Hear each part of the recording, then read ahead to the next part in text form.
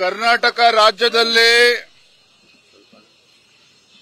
ಕಾಂಗ್ರೆಸ್ ಸರ್ಕಾರ ಬಂದಾಗಿನಿಂದ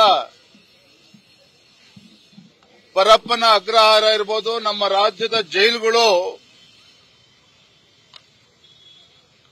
ಒಂದ್ ರೀತಿ ನೈಟ್ ಕ್ಲಬ್ ಆಗಿ, ಎಂಟರ್ಟೈನ್ಮೆಂಟ್ ಕ್ಲಬ್ ಆಗಿ ಪರಿವರ್ತನೆ ಆಗಿದೆ. ಟೆರರಿಸ್ಟ್ಗಳಿರ್ಬೋದು, ISI ಏಜೆಂಟ್ಗಳಿರ್ಬೋದು, ಅಥವಾ ಮುಸ್ಲಿಂ ರಾಡಿಕಲ್ಸ್ ಅಂತ ಕರಿತೀರಿ, ಇವರೆಲ್ಲರಿಗೂ ಸಹ ಪರಪ್ಪನ ಅಗ್ರಹಾರ ಒಂದು ರೀತಿ ಎಂಟರ್ಟೈನ್ಮೆಂಟ್ ಕ್ಲಬ್ ಆಗಿದೆ. ಇಂಥ ದೇಶದ್ರೋಹಿಗಳಿಗೆ ಟಿವಿ ವ್ಯವಸ್ಥೆ ಇರಬಹುದು, ಮೊಬೈಲ್ ಫೋನಿನ ವ್ಯವಸ್ಥೆ ಇರಬಹುದು, ಗುಂಡು ತುಂಡುಗಳ ವ್ಯವಸ್ಥೆನ ಮಾಡುವಂತದ್ದಾಗಲಿ ಎಲ್ಲವೂ ಕೂಡ ಬಹಳ ಸರಾಗವಾಗಿ ಪರಪ್ಪನ ಅಗ್ರಹಾರ ಜೈಲಿನಲ್ಲಿ ನಡೀತಾ ಇದೆ.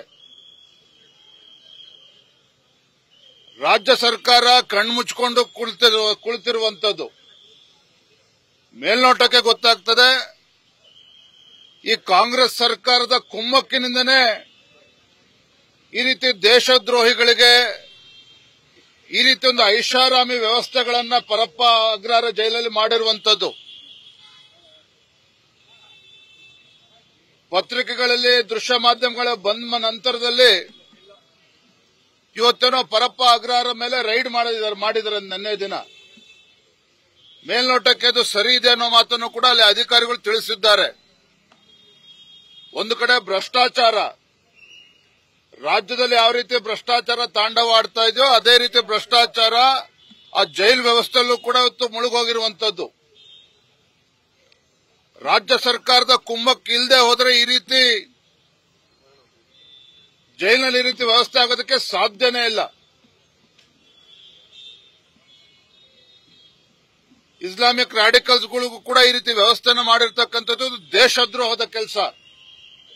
ಹಾಗಾಗಿ ನಾವೆಲ್ಲ ಭಾರತೀಯ ಜನತಾ ಪಾರ್ಟಿ, ನಮ್ಮೆಲ್ಲ ಹಿರಿಯ ಶಾಸಕರು ಎಲ್ಲರೂ ಕೂಡ ಇಲ್ಲಿದ್ದಾರೆ, ನಾವೆಲ್ಲರೂ ಕೂಡ ಆಗ್ರಹ ಮಾಡ್ತಾ ಇದ್ದೇವೆ. ಇದಕ್ಕೆ ನೇರ ಹೊಣೆಗಾರರು ರಾಜ್ಯದ ಮುಖ್ಯಮಂತ್ರಿಗಳು, ಗೃಹ ಸಚಿವರು. ಮಾನ್ಯ ಮುಖ್ಯಮಂತ್ರಿಗಳು, ಗೃಹ ಸಚಿವರು ಇವತ್ತು ರಾಜೀನಾಮೆಯನ್ನ ಕೊಡಬೇಕಾಗ್ತದೆ. ಸುಮ್ಮನೆ ನಾಟಕ ಮಾಡಿ ತಿಪ್ಪೆ ಸಾರಿಸುವ ಕೆಲಸವನ್ನ ಮಾಡಬಾರದು. ನನಗನ್ಸುತ್ತೆ ರಾಹುಲ್ ಗಾಂಧಿಯವರು ಹೊರದೇಶಗಳಿಗೆ ಹೋದಾಗ ರಾಜ್ಯದಲ್ಲಿ, ದೇಶದಲ್ಲಿ ಇವತ್ತು ಪ್ರಜಾಪ್ರಭುತ್ವ ಇತ್ತು ತೊಂದರೆಗೆ ಸಿಲುಕಿ ಹಾಕೊಂಡಿದೆ, ನಿಮ್ಮ ಬೆಂಬಲ ಬೇಕು ಅಂತೇಳಿ ಹೊರದೇಶದಲ್ಲಿ ಹೋದಾಗ ನಮ್ಮ ದೇಶಕ್ಕೆ ಅಪಮಾನವನ್ನು ಕೂಡ ಮಾಡ್ತಾರೆ. ಪ್ರಜಾಪ್ರಭುತ್ವದ ಕಗ್ಗೊಲೆ ಆಗ್ತದೆ, ನಿಮ್ಮ ರಕ್ಷಣೆ ಬೇಕು ಅಂತೇಳಿ ವಿದೇಶಗಳಿಗೆ ಹೋದಾಗ ಭಾಷಣ ಮಾಡ್ತಾರೆ. ಬಹುಶಃ ಅದರ ಭಾಗವಾಗಿಯೇ ಇವತ್ತು ಇಲ್ಲಿ ಕೂಡ ನಮ್ಮ ಕಾಂಗ್ರೆಸ್ ಸರ್ಕಾರ ಏನಿದೆ, ಸಿದ್ದರಾಮಯ್ಯ ಸರ್ಕಾರ, ಇಂತಹ ಇಸ್ಲಾಮಿಕ್ ರಾಡಿಕಲ್ಸ್ಗಳಿಗೆ, ಆಂಟಿ ನ್ಯಾಷನಲ್ಸ್ ಏನಿದ್ದಾರೆ ದೇಶದ್ರೋಹಿಗಳಿಗೆ ಈ ರೀತಿ ಒಂದು ಐಷಾರಾಮಿ ವ್ಯವಸ್ಥೆನ ಜೈಲು ಒಳಗಡೆ ಕಲ್ಪಿಸಿಕೊಟ್ಟು ಒಂದು ದೇಶದ್ರೋಹದ ಕೆಲಸವನ್ನು ಇವತ್ತು ರಾಜ್ಯ ಸರ್ಕಾರ ಮಾಡ್ತಾ ಇರತಕ್ಕಂಥದ್ದು ಅಕ್ಷಮ್ಯ ಅಪರಾಧ. ಹಾಗಾಗಿ ಮಾನ್ಯ ಮುಖ್ಯಮಂತ್ರಿಗಳು, ಗೃಹ ಸಚಿವರು ಇದಕ್ಕೆ ನೀಡಬೇಕಾಗ್ತದೆ ಅಂತೇಳಿ ನಾವು ಆಗ್ರಹವನ್ನು ಪಡಿಸ್ತಾ ಇದ್ದೇವೆ.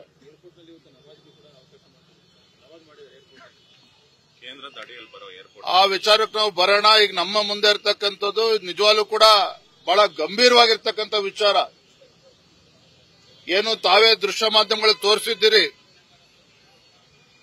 ಮಿಲಿಟೆಂಟ್ಸ್ಗಳಿಗೆ, ಯಾರೋ ರೇಪಿಸ್ಟ್ಗಳಿದ್ದಾರೆ, ಗೋಲ್ಡ್ ಸ್ಮಗ್ಲರ್ಸ್ಗೆ, ಇವರೆಲ್ಲರೂ ಕೂಡ ಈ ರೀತಿ ವ್ಯವಸ್ಥೆ ಕಲ್ಪಿಸಿಕೊಟ್ಟಿರ್ತಕ್ಕಂಥದ್ದು ದೇಶದ್ರೋಹದ ಕೆಲಸ.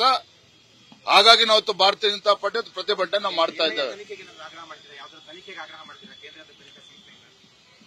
ಕೇಂದ್ರ ಸರ್ಕಾರ ಕೂಡ ಇದೆಲ್ಲವನ್ನೂ ಕೂಡ ಗಂಭೀರವಾಗಿ ತಗೊಳ್ಳುತ್ತದೆ. ಆದ್ರೆ ಇವತ್ತು ಮುಖ್ಯಮಂತ್ರಿಗಳ ಆದಿಯಾಗಿ ಇವತ್ತು ಮುಖ್ಯಮಂತ್ರಿಗಳು, ಉಪಮುಖ್ಯಮಂತ್ರಿಗಳು, ಗೃಹ ಸಚಿವರು ಏನಿದ್ದಾರೆ, ಗೃಹ ಸಚಿವರು ಏನ್ ಹೇಳಿದ್ರು, ನಾವು ಮಾಹಿತಿಯನ್ನು ತೆಗೆದುಕೊಳ್ತೇವೆ ಅಂತೇಳಿ. ಸ್ವಾಮಿ, ನಿಮ್ಮ ಇಲಾಖೆ ಅಡಿಯಲ್ಲಿ ನಡೀತಾ ಇರತಕ್ಕಂಥದ್ದು.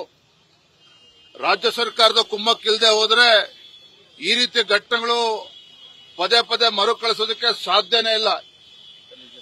ಇವತ್ತು ಇಂಟೆಲಿಜೆನ್ಸ್ ಫೇಲ್ಯೂರ್ ಅಂತ ಹೇಳ್ತಾರೆ, ಇಂಟೆಲಿಜೆನ್ಸ್ ಫೇಲ್ಯೂರ್ ಅಲ್ಲ, ಸರ್ಕಾರಕ್ಕೆ ಗೊತ್ತಿದ್ದೇನೆ ರಾಜ್ಯ ಸರ್ಕಾರದ ಕುಮ್ಮಕ್ಕಿನಿಂದನೇ ಇವತ್ತು ಆಗ್ತಾ ಇರುವಂತದ್ದು ಇದೆಲ್ಲವೂ ಕೂಡ.